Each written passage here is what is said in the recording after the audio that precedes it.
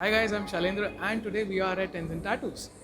I'm sure आप लोगों के बड़े सारे क्वेश्चंस होंगे, या टैटू कैसे बनवाएं, कहाँ से बनवाएं, कितना पैसा लगेगा, सेफ है या नहीं है। तो चलो आज आपको मिलवाते हैं टेंजिन टैटू के ओनर से, टेंजिन से। तो चलो मिलवाते हैं आपको आगे अंदर टेंजिन से।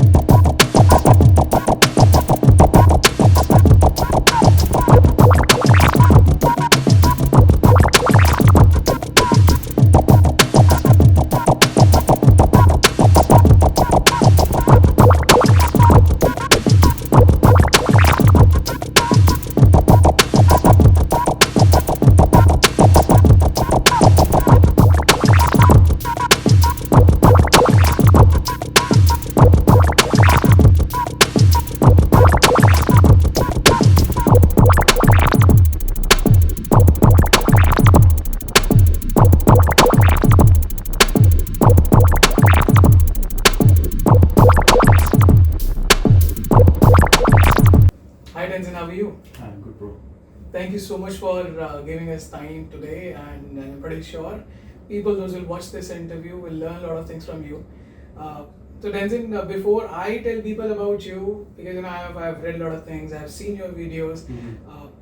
Why don't you tell people थोड़ा सा अपने बारे में कि कैसे कैसे बैकग्राउंड रहा, कैसे आपने स्टार्ट करा? Because you are one of the top notch tattoo artists in Delhi. So अगर थोड़ा सा अपने बैकग्राउंड के बारे में बताएं तो please. I have started since like from my childhood. मैं बचपन से ड्राइंग पेंटिंग वगैरह मुझे पसंद था. ओके. तो चीज़ें वहीं से स्टार्ट हुई हैं. तो प्रॉबली क्लास 5 से मैं क्लास 5 पे अपना जो ऑल इंडिया ड्राइंग कंपटीशन वगैरह में हिस्सा लिया, वहाँ पे 10 नॉमिनेशन में आया. उसके बाद थोड़ा बढ़ता गया, फोकस ज़्यादा ही बढ़ता गया. मुझे लगा कि मेरा ये ज़्यादा इन फ्यूचर ज़्यादा मेरे को इंटरेस्ट होगा. तो मैं इन चीज़ों में ज़्यादा ध्यान देता, पढ़ाई भी करता था, पढ़ाई पे भी ध्यान देता था. तो पढ़ाई के साथ अपना आर्टिस्टिक ये जो फील था चलता रहा स्कूल टाइम से. हाँ, क्योंकि इवन आप यकीन नहीं करोगे, व्हेन मैं क्लास 9 पे था, मेरे क्लास के अंदर थे करीब 49 students and I was the second position in study. उस समय भी क्लास के टॉपर रह चुके हो. हाँ, आई वाज दैट. तो उसके बाद जब मैं क्लास 10, 11, 12 आया, तो उसके दौरान बीच में ना बहुत सारे कंपटीशन होने लगे स्कूल में. ड्राइंग कंपटीशन, पेंटिंग वगैरह, बैनर वगैरह. तो उन चीज़ों में भी मैं खुद शौक था, क्योंकि मेरे से ज़्यादा अच्छे आर्टिस्ट भी थे. लेकिन मेन चीज़ ये रहता है कि आर्टिस्टिक कितना आप यूज़ कर सकते हो. बिल्कुल, कितने क्रिएटिव आप हो सकते हो एग्जैक्टली उस चीज़ को लेकर. हाँ, तो फिर luckily I was the first. तो उसके बाद मेरा जर्नी स्टार्ट हुआ through my help of my career counsellor, fashion designing करने के लिए. So you have done fashion designing as well? नहीं, पूरा नहीं. I just enter for 2 months in Bangalore, Rai Institute. Okay. तो फिर मैंने इन चीज़ों में ध्यान दिया था. तो फिर suddenly somehow like I feel like कि this is not cup of my tea. Okay. तो उसके बाद फिर मैंने चेंज कर दिया. Then I came into this salon, hairdresser. Yeah, exactly. तो इन चीज़ों में मैं आ गया. तो probably I started this with the Habib. Okay. हाँ, हबीब के साथ किया. Then I started working for 3 years as a senior hairdresser. So आपने हबीब के पास 3 साल तक. नहीं, हबीब से मैंने ट्रेन की. अच्छा, हबीब से आपने ट्रेनिंग करा. Exactly. और आपने सैलून में as a hairdresser, senior hairdresser. हाँ. 3 साल तक आपने वहाँ पे जॉब भी करी है. Exactly. तो इवन वो करने के बाद भी मेरे को वो नहीं थी जो चाहत होती है ना, वो किक नहीं मिल पा रही थी, मजा नहीं आ रहा था. एग्जैक्टली वो नहीं हो रहा था मुझे कि यही मेरा लाइफ क्या बोलते हैं लाइफ टाइम में मेरे को इंटरेस्ट है, मेरा ये करने का मन है, मुझे ऐसा कुछ मिल नहीं रहा था। तो समहाउ लाइक एट लास्ट जो मेरा हॉबी था मुझे वही मुझे मिल गया एग्जैक्टली, टैटू, वो भी टैटू के तौर पे। तो फिर मैं उस पर फोकस करने लगा, मुझे ज़्यादा आसान था क्योंकि मैं गुड इन स्कूल टाइम से स्केचिंग करते हैं एग्जैक्टली। तो मेरे ज़्यादातर जो भी मेरे स्कूल के फ्रेंड्स अब मिलते हैं मुझे ये 15-16 साल के बाद, वो लोग बोलते हैं तुम ना कुछ ना तू डेफिनेटली आर्ट में तो कुछ करेगा। तो मैं बोलता था डेफिनेटली यार, उस समय में ये ऐसा समय था, मैंने कभी सोचा नहीं मैं टैटू में आऊँगा। तो फिर करता गया टैटू में आ गया। देन समहाउ लाइक मैंने कभी पीछे मुड़ के नहीं देखा, कंटिन्यूसली लाइक।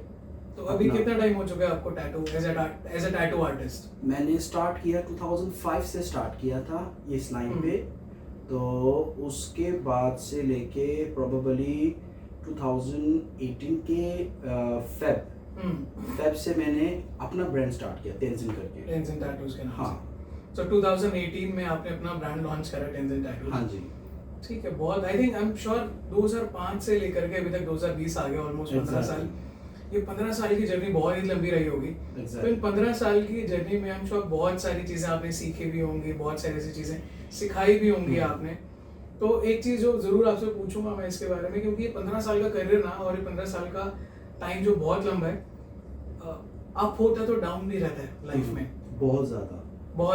और जिस टाइप का ये आपका जो बिजनेस है, जो आपका आप जो आर्टिस्ट हो, ये आई थिंक ये एक ऐसी फील्ड है, एक ऐसा डोमेन है जिसमें आई थिंक उतना एक्सेप्टेंस नहीं रह पाता था अब से कुछ सालों पहले तक, पर अब बहुत सारे चेंजेस आ चुके हैं। तो यहाँ पे बात कर रहा हूँ 2005 के जो आपने स्टार्ट करा था, तो उस टाइम में स्ट्रगल क्या था आपका, जो आपने ऐसा क्या फेस करा? कुछ स्ट्रगल वगैरह भी रहे थे आपके उस समय? बस मेरे दिमाग में एक चीज़ था कि मुझे बस कि मेरे दोस्त और मेरे जान पहचान लोग और कैसा भी मेरे जो पेज जो मैंने फेसबुक बनाया हुआ था, कि बस मुझे टैटू आर्टिस्ट के तौर पे लोग देखे।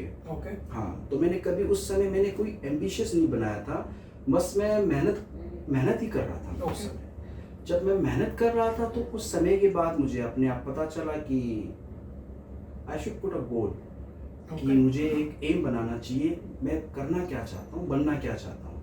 तो ये समय मैं करता गया। तो फिर कुछ समय के बाद मुझे जब लोग बोलने लगे कि सर आप फेमस हैं, सर आपका नाम है, सर आपने उनका बनाया हुआ है, सर आपको वो जानते हैं, सर बहुत सी चीज़ें हुई मेरे साथ इंसिडेंट्स। एक एक्सपीरियंस, आई एम सॉरी मैं आपको इंटरप्ट कर रहा हूँ, एक एक्सपीरियंस शेयर करेंगे। जैसे अभी आपने बताया कि लोग आते हैं बताते हैं सर आपने उनका बनाया और उनका बनाया, कुछ लेटेस्ट एक्सपीरियंस अगर कुछ? मैं आपको बताता हूँ क्या हुआ था कि इवन टैटू फेस्टिवल पे, इवन अभी तो मैं टैटू फेस्टिवल की बात कर रहा हूँ, अगर मैं उससे थोड़ा आगे आ जाऊँ तो इवन जब मैं अपना सिटी वॉक के अंदर कुछ खाने पीने जाता हूँ तो कोई लोग देख लेते हैं तो फिर सीधा बोलते हैं ये है तेंजिन टैटू आर्टिस्ट है।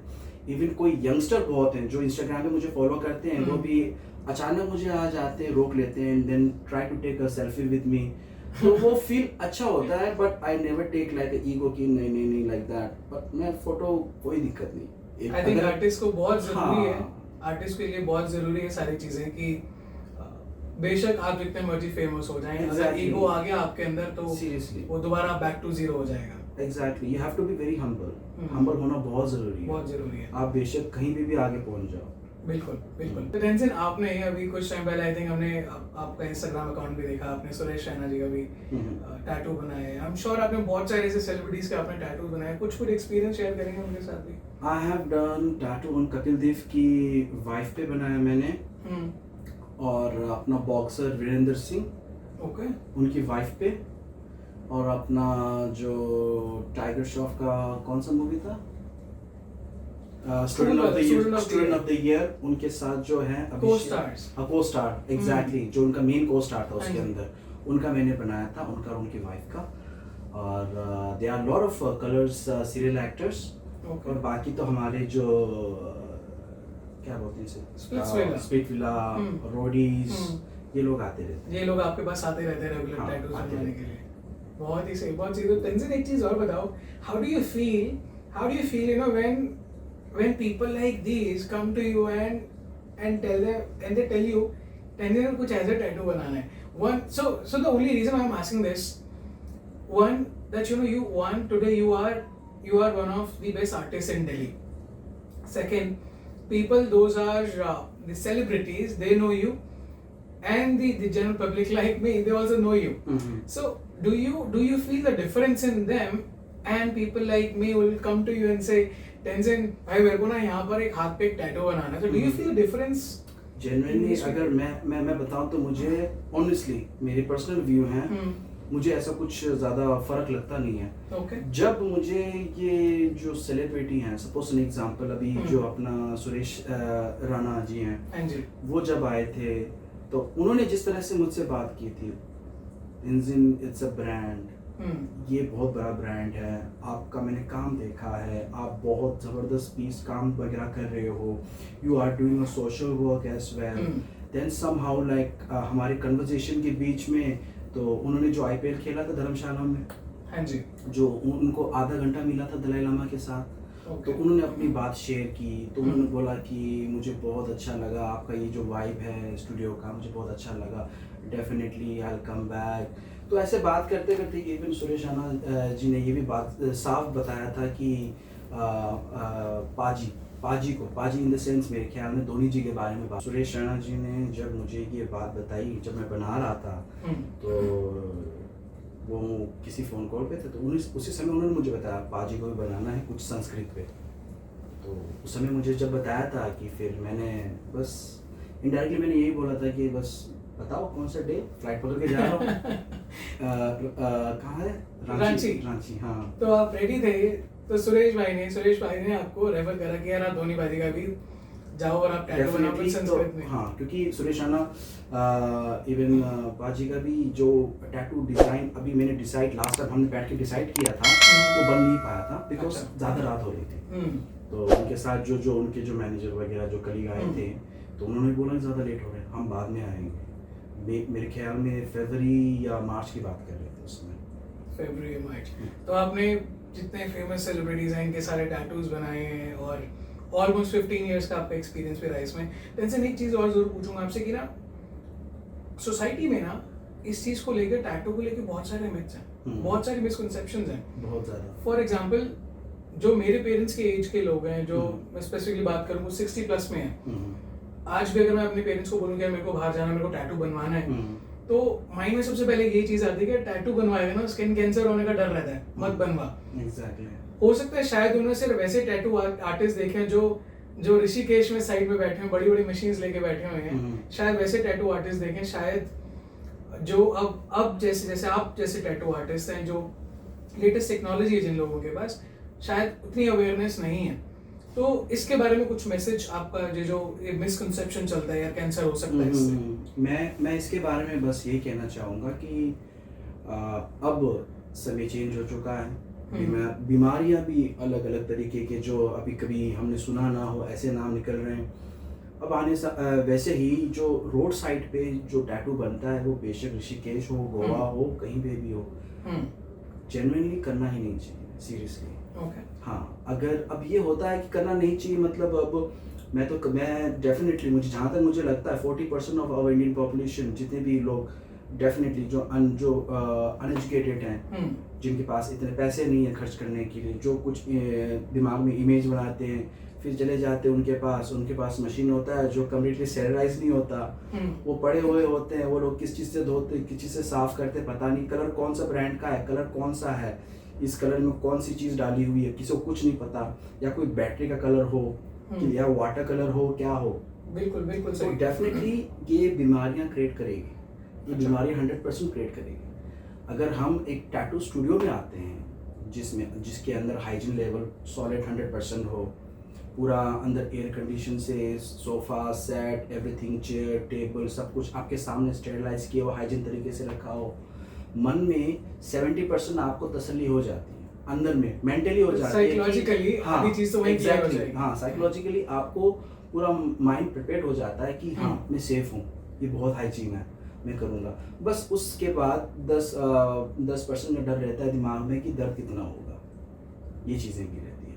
तो आप ये कह रहे हैं कि ऐसा कुछ हो सकता है अगर आप रोड साइड पर जो लोग बैठे रहते हैं उनसे कराओगे, क्योंकि हमें नहीं पता कि वो हाइजीन वाइज कितना ऑथेंटिक है और क्या क्या सब्सटेंस यूज कर रहे हैं, किस टाइप का कलर यूज कर रहे हैं, मशीन्स को भी वो ढंग से स्टरलाइज कर रहे हैं या नहीं कर रहे? वो डेफिनेटली नहीं कर रहे हैं। और मैंने जनरली, आपने ये टॉपिक छेड़ी है तो फिर मैं आपको बताता हूँ, मैंने बहुत सारे केस देखे हैं।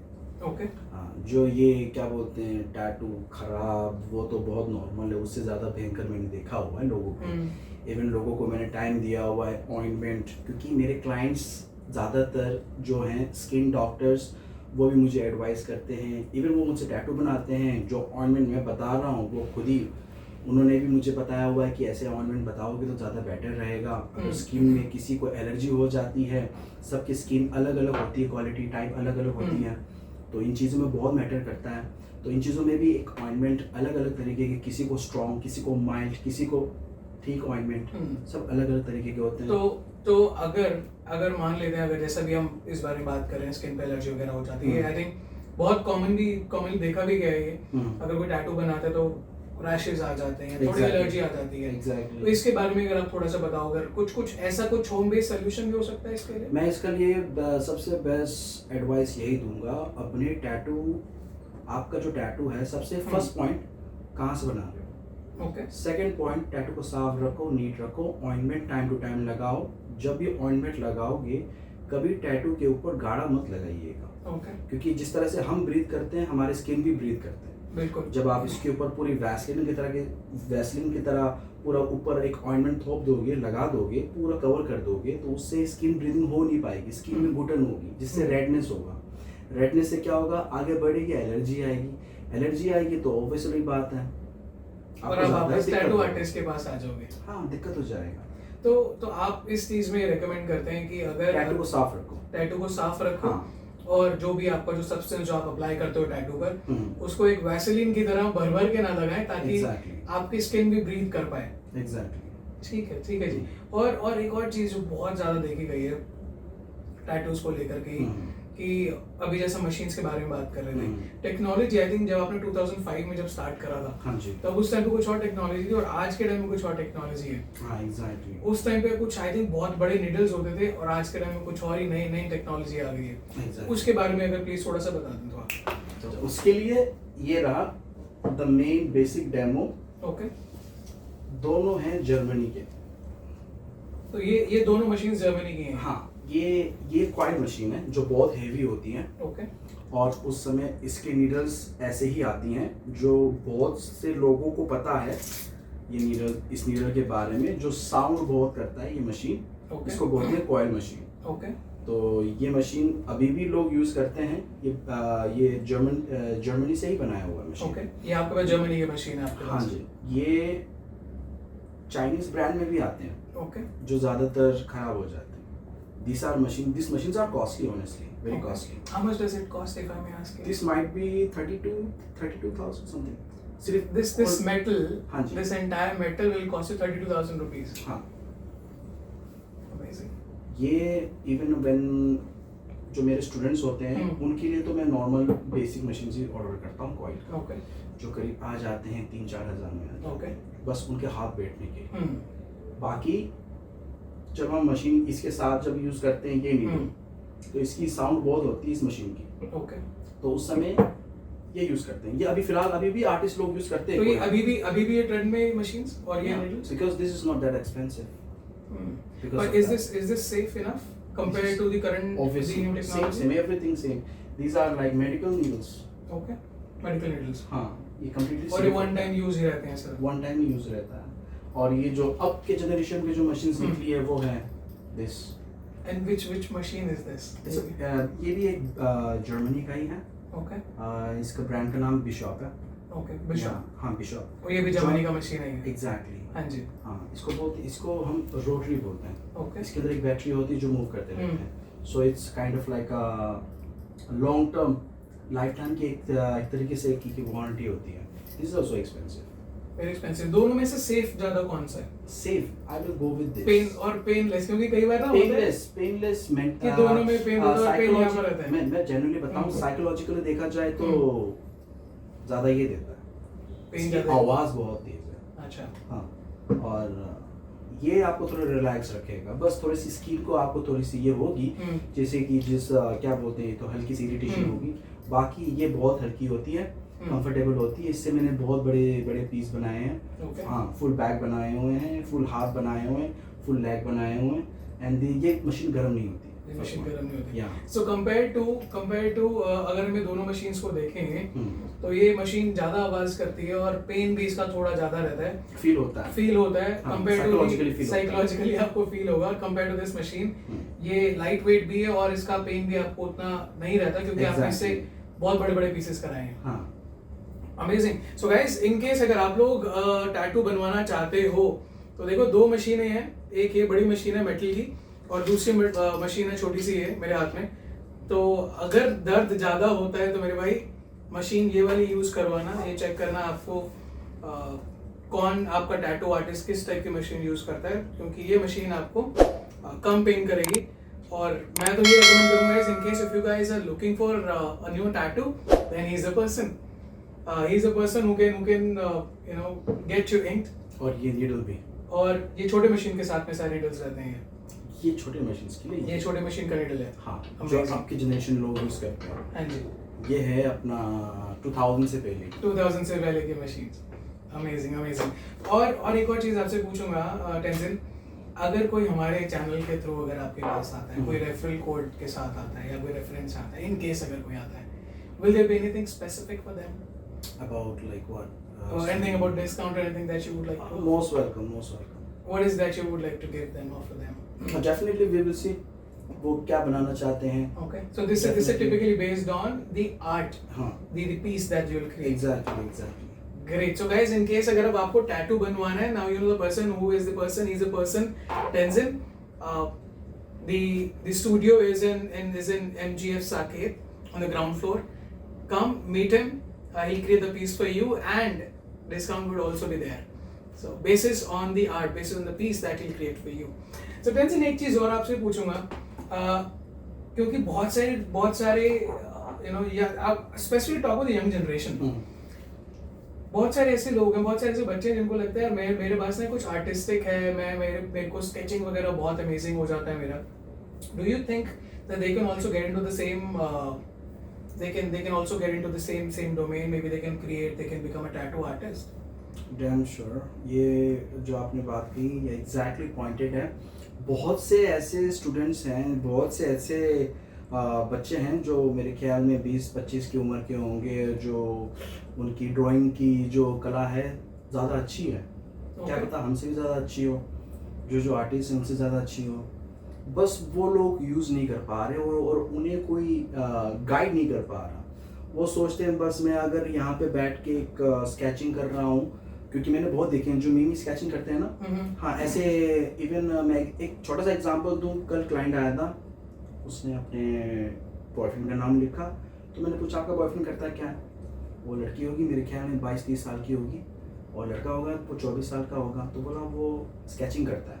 मैं प्रोफेशनल स्केचिंग करता हूँ, प्रोफेशनल स्केचिंग करता है। अब ये प्रोफेशनल चीज़ हो गया जो उसकी हॉबी है। अब आ गई दूसरी बात, कमा कितना रहा था वो? मैंने पूछा वो कितना अर्निंग करता है, क्योंकि ये बहुत मैटर करता है। बिल्कुल, he will carry this his hobby into professional, तो he can easily carry it ना। तो मैंने बोला कि अगर उसे टैटू के बारे में कुछ नॉलेज नहीं है तो उसे टैटू में बोलो, टैटू के अंदर ध्यान दो, so he can do so much better. क्या पता कल वो बहुत ज़बरदस्त बन जाए, कुछ नहीं पता। तो क्योंकि ये चीज़ें कोई गाइड नहीं करता और बहुत से लोगों के दिमाग में ये चीज़ें आती नहीं है कि मैं स्केचिंग कर रहा हूँ तो मैं क्या कर रहा हूँ। अब जैसे कि मेरे पास अभी 3 स्टूडेंट्स हैं, तीनों में से एक स्टूडेंट बहुत ज़बरदस्त है स्केचिंग में। इवन इसने 10 साल से कोर्स किया हुआ है फाइन आर्ट्स में, सो ही इज़ इनटू दैट। तो जब भी वो कुछ स्केचिंग करता है तो फिर बाकी दूसरे स्टूडेंट्स वगैरह डेफिनेटली हिल जाते हैं कि देखते रहते हैं कि इसका हाथ बहुत ज़बरदस्त है। तो मुझे बोलते रहते हैं सर इसका हाथ बहुत ज़बरदस्त है, हाथ बहुत अच्छा है। तो मैं यही कहता हूँ कि उसका जितना हाथ ज़बरदस्त उसने 10 साल बिताया हुआ है। अब जब तुम लोग अभी स्टार्ट होगे, जो हफ्ता 2 महीना या ऐसा कुछ हुआ है और ध्यान दोगे, आपका भी हाथ ये डेफिनेटली होगा। मेन चीज़ प्रैक्टिस या पेशेंट एंड प्रैक्टिस। जैसे एक चीज़ और पूछूंगा इस पर, तो जैसे कि अभी आपने बताया कि जिस बच्चे का आर्टिस्टिक है, जो ड्राइंग कर लेता है, स्केचिंग कर लेता है, क्योंकि एक वो राइट डायरेक्शन, एक राइट विजन नहीं मिल पाता, जिसकी वजह से उनकी वो सिर्फ एक वो ड्राइंग या स्केचिंग सिर्फ एक हॉबी ही रह जाती है। तो next step is they can become a tattoo artist. कितना कमा लेता है एक बच्चा?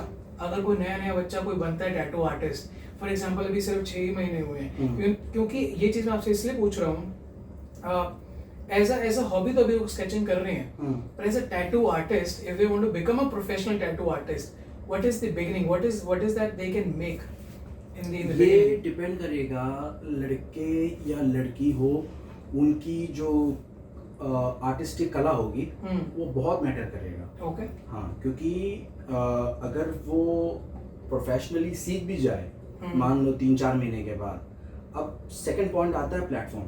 ओके। कर कहाँ पे रहा है, काम कर कहाँ रहा है, और काम वहाँ मिल रहा है कि नहीं मिल रहा। अगर आप उसको काम मिल रहा है देन आई कैन गारंटी, अगर वो टैटू प्रोफेशन से पहले मेरे ख्याल में अगर मिनिमम टू मिनिमम मंथली 8,000 कमा रहा है, तो टैटू में मेरे ख्याल में 30-40 तो कमाना स्टार्ट हो जाएगा।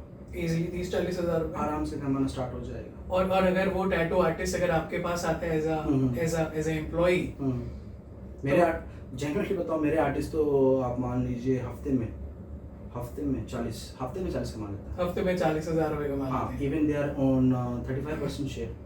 That's amazing. 35% शेयर। हाँ, और 40। तो अगर किसी ने फॉर एग्जांपल जैसे हाइपोथेटिकल फिगर, अगर किसी ने 1 लाख का काम करा तो 35,000 रुपए उसका आराम से। तो मेरे भाइयों और बहनों, अगर आप लोगों के पास वो स्केचिंग, अगर आप लोगों के पास वो आर्टिस्टिक कला है, आपके पास टैटू बनाओ, 1 हफ्ते में 40,000 रुपए कमाओ। और कहाँ पे सीख सकते हो, किसके पास काम कर सकते हो, कौन आपको राइट डायरेक्शन दे सकता है, then this is the person guys. Tenzin is the person who can tell you, Tenzin is the person who can teach you. I think Tenzin आप सिखाते भी, आपने बताया आपके पास 3 स्टूडेंट्स भी हैं अभी मेरे पास प्रॉब्लम दिल्ली के अंदर ही मोर देन 5 स्टूडेंट्स। एक का स्टूडियो साउथ एक्स में है, सॉरी ये अपना लाजपत नगर में है। एक का स्टूडियो जो अच्छा चलता है, एक है वेस्ट दिल्ली में, और एक स्टूडेंट मेरे साथ काम करता है। बाकी 1-2 स्टूडेंट्स और हैं जो डेली में ही काम करते हैं, जिन्होंने अपने स्टूडियोज वगैरह ओपन करे हुए हैं आराम से। It's वो amazing. they are I will not say like famous or like that, but they are running good. they're They are running making good. money. हाँ, Amazing. I think end of the day, whatever you do, whether you're creating tattoos or whether you're working in corporate, there's only one thing that you need: money. exactly. और I think अगर आपके पास वो hobby है तो उसको क्यों ना professionally That's the best thing. That's the best thing. अगर आपके पास कला है, ज़्यादा सोचिए मत। अगर आपको लग रहा है कि आप किसी और लाइन पे हो और आप करना ये चाहते हो, आपको ज़्यादा समय नहीं लगेगा। जैसे जिस तरह से मैंने टाइम अपना वेस्ट किया है, टाइम खराब किया है, या मैं कहूँ कि मुझे बहुत नॉलेज मिला है जो मैंने अपना ये 3-4 साल जिस चीज़ में बिताया है, तो जब मैं टैटू में आ गया तो मुझे ज़्यादा नॉलेज मिली है। तो ज़्यादा नॉलेज मिली है, जेन्युइनली मुझे नॉलेज मिली है। अगर मैं हेयर ड्रेसिंग में नहीं होता तो मुझे कस्टमर की वैल्यू नहीं पता चलता, कस्टमर का मतलब क्या है मुझे नहीं पता चलता, एक कंपनी कैसे रन होती है मुझे नहीं पता चलता, ये चीज़ें प्रोडक्ट कैसे यूज़ किया जाता है मुझे पता नहीं चलता। तो ये चीज़ें, बहुत सी चीज़ें मैंने ग्रोथ की हैं। कन्वर्सेशन क्लाइंट से कैसे करना है, मैं हमारे समय पे तो हमें क्लाइंट के साथ जो हमारे HR हैं वो क्लाइंट के बारे में, क्लाइंट का मतलब, क्लाइंट कितना इंपॉर्टेंट है उसके बारे में हमारे पास 3-4 पन्ने होते थे। Even I am working in a salon, फिर भी हमें पेपर पढ़ना पड़ता है। अब का जनरेशन जो है उसके लिए कुछ नहीं, दुकान खुला है, बस यहाँ टैटू बनाओ, काम करो। बट सबसे इम्पोर्टेंट चीज़ ये है कि उन्हें जानना बहुत ज़रूरी है। When you are talking to a customer, आपका बॉडी का पोस्चर कैसा होना चाहिए। बिल्कुल। हाँ, जेन्युइनली कोई होता है कमर पे हाथ रख के बात करते हैं, कोई ऐसे करके बात करते हैं कस्टमर के साथ। हाँ, बहुत इंपॉर्टेंट है। सबसे इम्पोर्टेंट चीज़ टैटू सीखने से पहले ये चीज़ें बहुत इंपॉर्टेंट, जो मुझे लगता है बहुत जरूरी है। हाँ, seriously. Even I am talking to a person, either my hand will be folded down, either I'm standing like this. क्योंकि मैं आपकी बात सुन रहा हूँ, I'm respecting you. This is the body language we are giving a respect to the person. Absolutely. वो basic है, वो ज़्यादातर लोगों को पता नहीं है। और यही सारी चीज़ें हम अपने कवर करते हैं यहाँ पे ट्रेनिंग में भी। I do that. मैं जब भी उनसे बैठता हूँ कि वो लोग पूरा दिन स्केचिंग करते रहते हैं, लास्ट एंडिंग में बिठा के मैं बात करता हूँ। तो गाइज, अगर आपको टैटू बनाना सीखना है, आपके पास वो आर्टिस्टिक इफेक्ट्स हैं, आपके पास वो कला है, then I must recommend you come and meet him. I'll share his Instagram ID in the description, and I would also share his address. So come meet him and see that if you can grow as a tattoo artist. Tenzin, last चीज आपसे पूछूंगा भाई, what is your recommendation to the new generation about tattoos? About tattoos. Yeah. Generally, What is that? What is that? What is that? You know, you would like to share basis your experience और आपके learning के basis पे अगर किसी को नया tattoo artist बनना है तो अच्छा सबसे इम्पोर्टेंट चीज़ तो मैं ये कहूँगा कि don't think about easy going. हर चीज़ को मेहनत करना पड़ेगा, और जब मेहनत आप जब करते हो तो उस समय सबसे इम्पोर्टेंट चीज़ रहता है पेशेंस. अब आप ये मत सोचिएगा कि आप आज स्टार्ट कर रहे हो, एक हफ्ते के बाद आपके पास 4-5 कस्टमर आएंगे. जब आपने टैटू इंडस्ट्री में पाँव रख लिया है, लर्न कर लिया है, क्लास ले लिया है, तो आप इतना इजीली मत सोचिएगा. आपको टाइम लगेगा, उस टाइम का इंतजार करिए और मेहनत करते रहिए. सबसे कंपटीशन जरूर मिलेगा आपको, अपने आप ही मिल जाएगा. Great. Thank you so much, Tenzin. Most welcome, bro. Wonderful talking to you, and I'm Same pretty here, sure same here. people will learn a lot of things from this interview. Thank you so much for your time. Definitely.